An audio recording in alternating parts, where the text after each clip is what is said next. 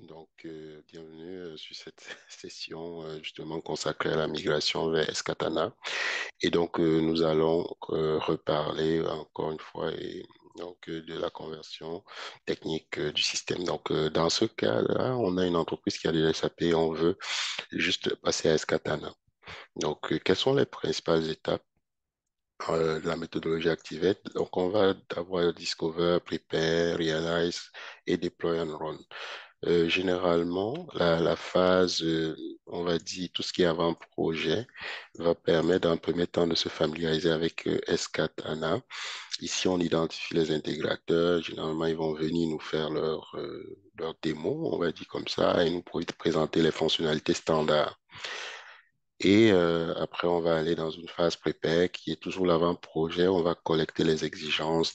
Généralement, on peut choisir de faire une migration sans modifier, justement, comme c'est une conversion purement technique, les processus actuels. Si c'est un peu ça, c'est un ASIS tel quel.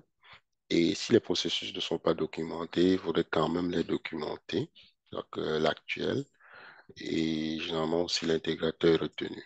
Après, on passe à une phase Explore où on va avoir un premier cycle qui va permettre de préparer le sandbox, qui est un environnement expérimental. On va avoir ici une copie de la prod et des tests unitaires qui vont être faits. Évidemment, une fois que ça va être fait, on va comme en parallèle là, analyser les impacts de la migration, s'il y a des transactions qui vont changer, mettons des transactions on parle beaucoup ici surtout de l'Amigo, hein, l'Amigo qui est du point de vue logistique, là, qui est une grosse transaction. Généralement, il va venir remplacer pas mal de transactions, MB1B, MB, ce genre de choses.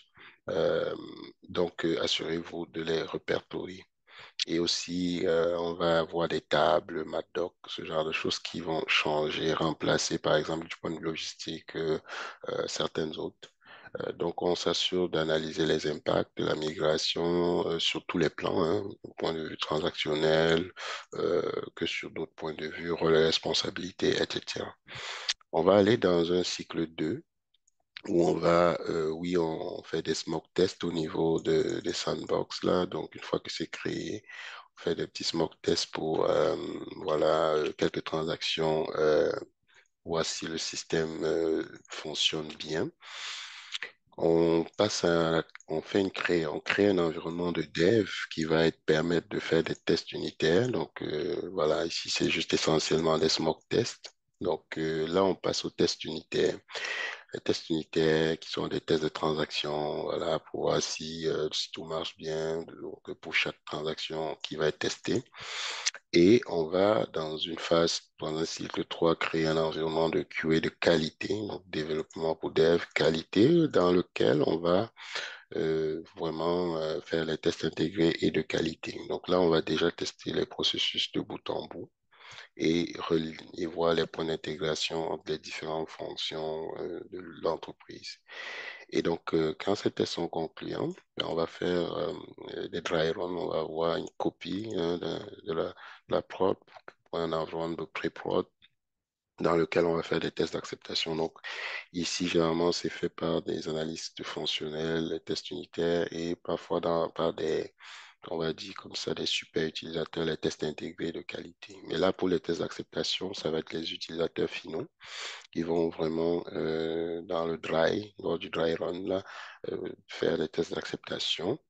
Et quand tout ça est beau, bien évidemment, pour passer d'un cycle à l'autre, on va voir des indicateurs comme le niveau de qualité au niveau des données.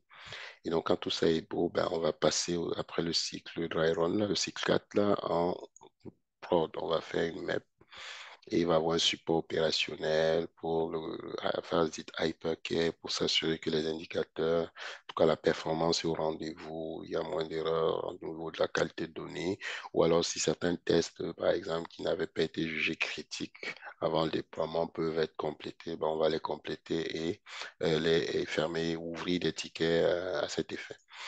Donc, cette méthodologie, Activate, SAP l'a résumé aussi là dans un graphique. Donc, vous avez la phase discovery, découverte, le setup, l'avant-projet un peu. Et donc, voilà, en constitution de l'équipe, vous voyez un peu les activités, l'analyse des écarts, fit to standard. On essaie de voir si on garde le standard. Généralement, on peut dire tous les Z qui ont été développés ou les Y qui sont des customs vont être migrés tels quels. Et là, ben, on va s'entendre sur l'approche et donc concevoir la solution en fonction de ça. Et ben, il va y avoir justement une phase de réalisation de la solution via des sprints, comme on voit ici tantôt les divers cycles. Et donc, au fur et à mesure, ben, on va faire l'intégration, les tests, comme je disais, intégrés et voilà, s'assurer que tout ça se tienne. On va avoir justement une phase de déploiement, donc de MEP, donc de mise en production, où on va effectivement euh, avoir du support opérationnel, donc une phase hypercare. On s'assure quand même avant la MEP avant le go live, là, qui est une formation des utilisateurs. Donc, il y a les équipes gestion du changement qui vont être impliquées ici. Et après, ben, on continue le support opérationnel jusqu'à ce qu'on retrouve les niveaux de performance précédemment qu'on avait. Donc, voilà les grandes phases. Créer, on prépare, on construit la solution, on la teste, on déploie et on fait le hypercare. Vous allez me dire, bon, je veux aller dans cette direction, je veux devenir chef de projet SAP, quelles sont mes options? Ben, il y a essentiellement plusieurs options. La première que je pourrais vous recommander, si vous voulez aller dans cette direction, c'est peut-être avoir un PMP. Déjà, ça peut aider. Nous formons pour le PMP. Puis, il y a un parcours spécialisé que vous pourrez aller chercher sur Michael Management après. Donc, c'est un parcours complet pour devenir chef de projet SAP. Vous avez des bases de... Donc, vous êtes PMP, puis vous venez apprendre sur Microsoft dans ce parcours. Vous, vous voyez un peu la vision de Escatana, c'est quoi. Vous avez une introduction, un peu une phase intro là, à la méthodologie Activate. Et vous avez vraiment ici la phase prepare, la phase explore et la phase discover. Et puis après, ben, vous allez avoir votre badge de formation. Donc ça, c'est un parcours quand même que vous trouvez sur... Je mettrai le lien là pour ceux qui veulent aller. Nous, on a une cohorte de PMP le 17 février pour ceux qui veulent commencer par devenir PMP, pour avoir un plus large, vaste choix de type de projet à gérer. Mais pour ceux qui veulent directement devenir chef de projet SAP, ben, vous pouvez venir ici, vous suivez ce parcours, comme je vous l'ai dit, vous allez avoir justement un parcours de chef de projet SAP où vous pouvez aller découvrir justement MS Project, la vision, l'intro à la méthodologie Activate et puis les différentes phases. Puis si après ça, vous voulez aller plus loin encore, vous pouvez aller choisir de faire la certification officielle de SAP. Donc, vous préparez avec Michael Management et puis vous avez votre PMP, puis vous dites, OK, je suis convaincu que c'est ça que je veux faire. Vous vous certifiez chef de projet SAP Activate via également l'éditeur qui lui certifie. Voilà. Donc, voilà. Donc, je voulais ici vraiment introduire. Puis, si vous avez des questions, n'hésitez pas à nous contacter là.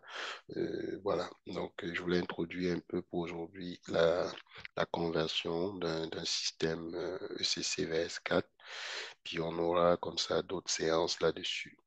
Alors, si vous avez aimé, merci de liker, partager et puis abonnez-vous surtout et à la prochaine.